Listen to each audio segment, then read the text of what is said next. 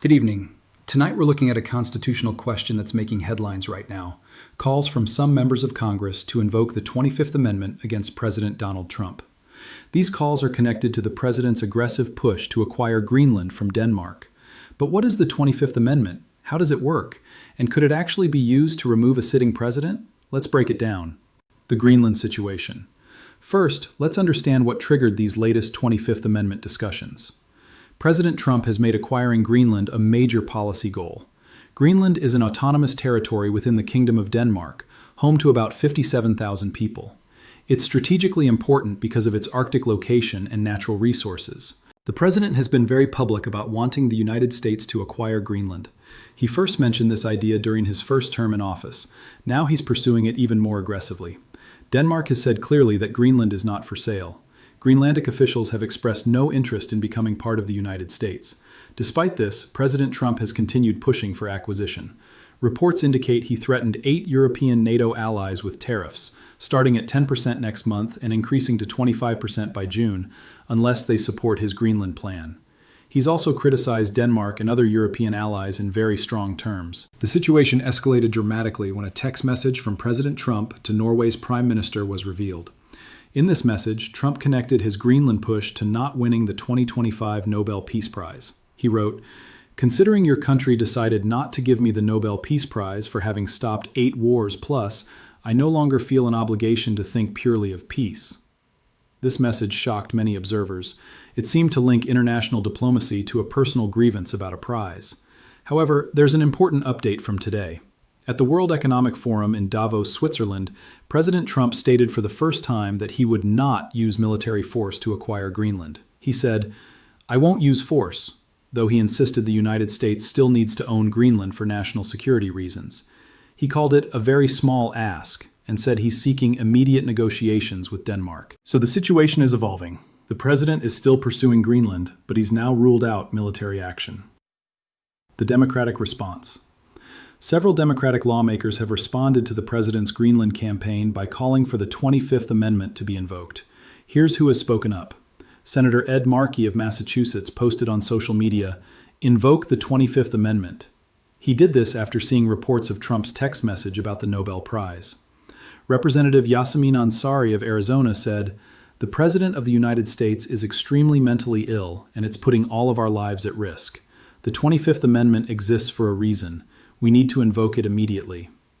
Representative Eric Swalwell of California, Representative Sidney Comlager Dove of California, and other Democratic House members have also called for the 25th Amendment. These lawmakers argue that the president's behavior, especially connecting foreign policy to not winning a prize and threatening military allies, shows he may be unable to properly discharge the duties of his office. The president's supporters strongly disagree. They say this is just political theater from Democrats who never accepted Trump's presidency. They argue the president is engaging in unconventional diplomacy and strategic thinking about American interests in the Arctic, especially regarding competition with China and Russia. What is the 25th Amendment?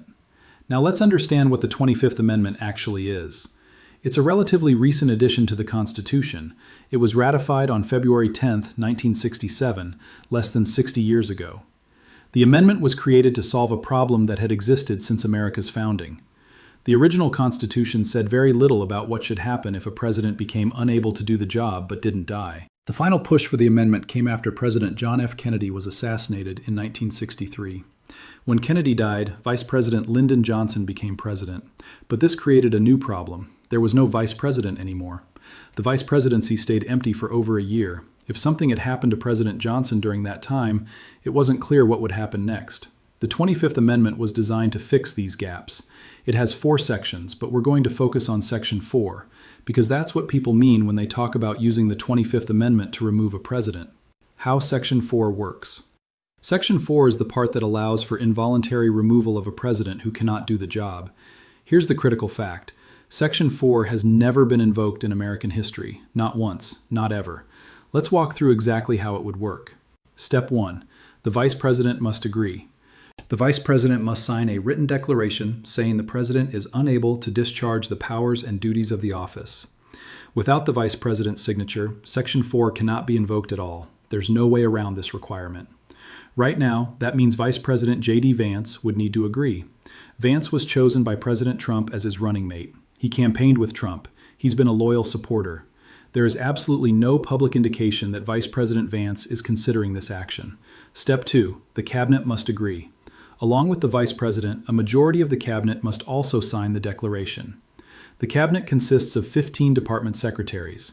That means at least 8 cabinet members would need to sign. These are the secretaries of State, Treasury, Defense, Interior, Agriculture, Commerce, Labor, Health and Human Services, Housing and Urban Development, Transportation, Energy, Education, Veterans Affairs, and Homeland Security, plus the Attorney General. Every single one of these people was nominated by President Trump. They were confirmed by the Senate with Republican support.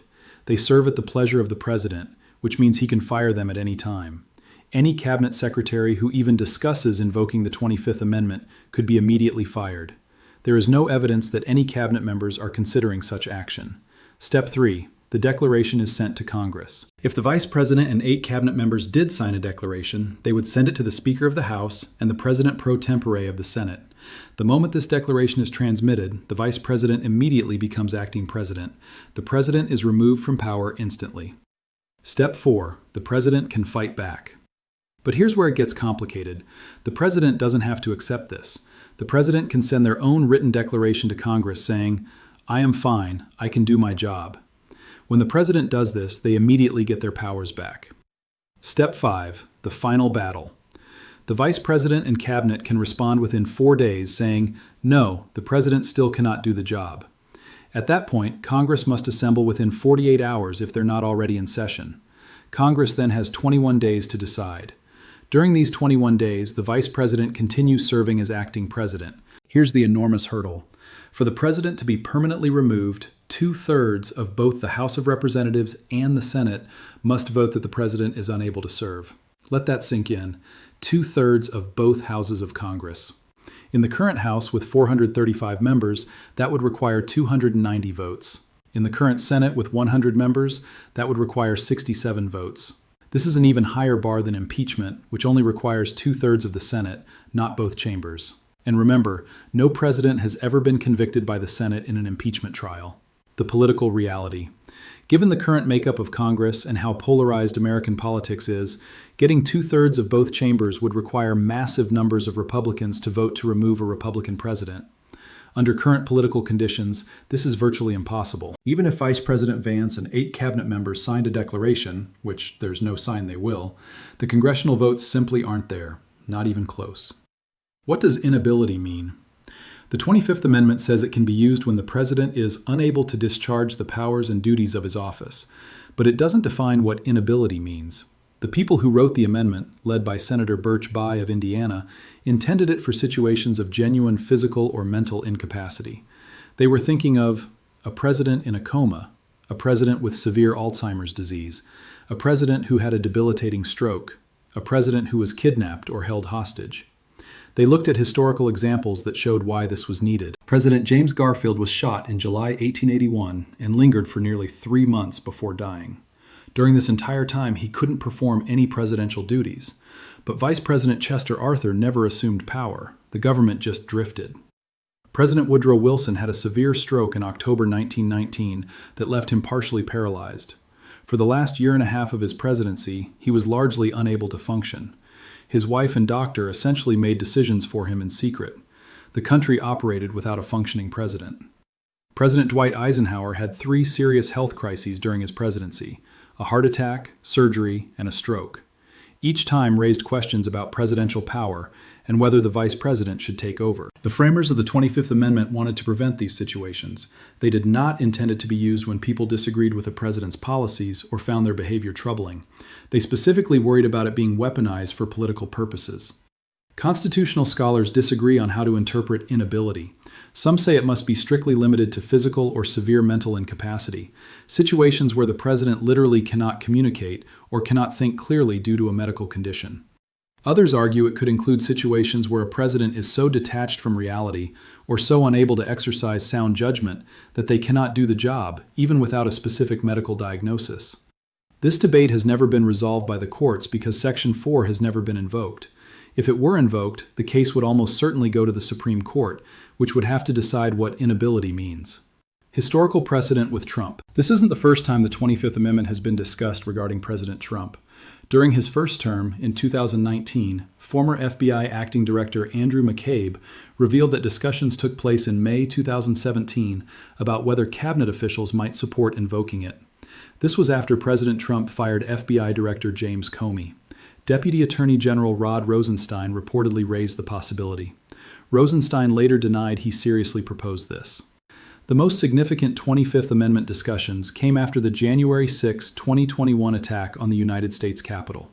Several cabinet members reportedly discussed invoking Section 4. Education Secretary Betsy DeVos and Transportation Secretary Elaine Chao both resigned rather than participate in any such action. Speaker Nancy Pelosi and Senator Chuck Schumer called Vice President Mike Pence on January 7, 2021, urging him to invoke the 25th Amendment.